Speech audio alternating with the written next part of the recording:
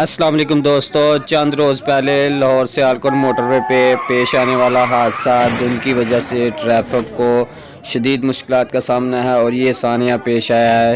Lahore Sialkot motorway पे शदीद traffic का दबाव था जिसकी वजह से ये रोड एक्सीडेंट हुए हैं। आप देख सकते हैं वीडियो में।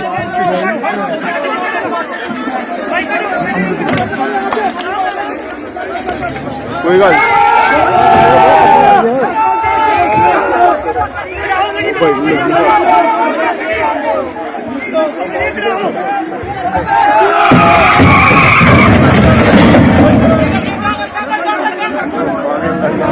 इमरान की बोतलें खा लिया तू खैर की हैगी है।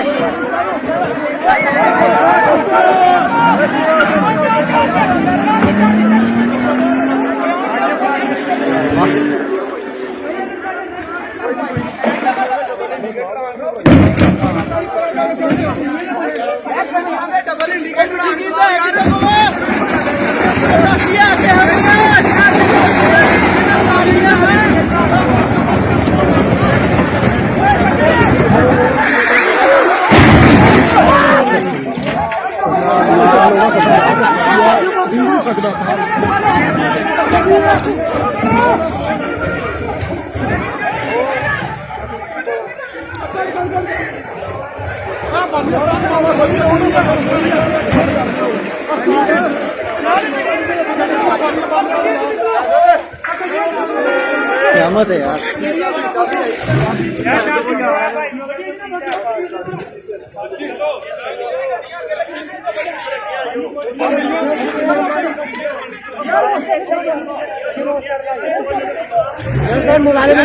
सिटी का भी डबल इंडिकेटर ऑन करवा दो।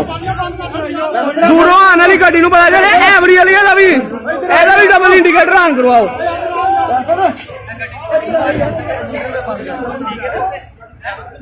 बंद कितों फोग शुरू नहीं नहीं नहीं फोग शुरू इतों हो रही है ना। पिछे सही है मौसम, असं पिछों आए सियालकोट।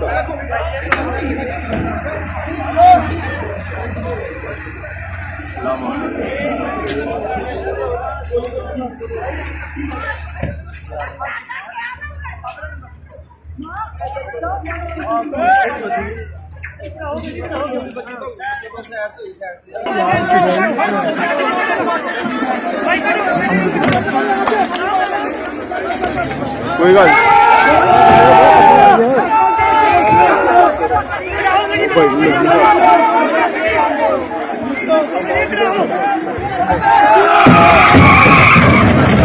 देखने वाले नाजरीन को यही मुतला किया जाता है कि धुंध के पेश नज़र फोक लाइट का इस्तेमाल करें और गाड़ी की रफ्तार आहिस्ता रखें। अल्लाह हम सब का हामी व नासिर।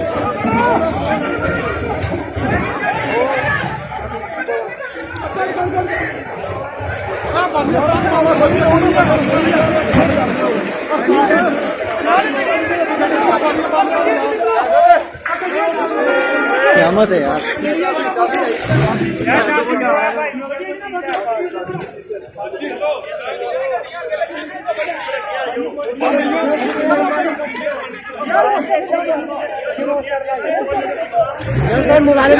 सिटी का भी डबल इंडिकेटर ऑन करवा दो।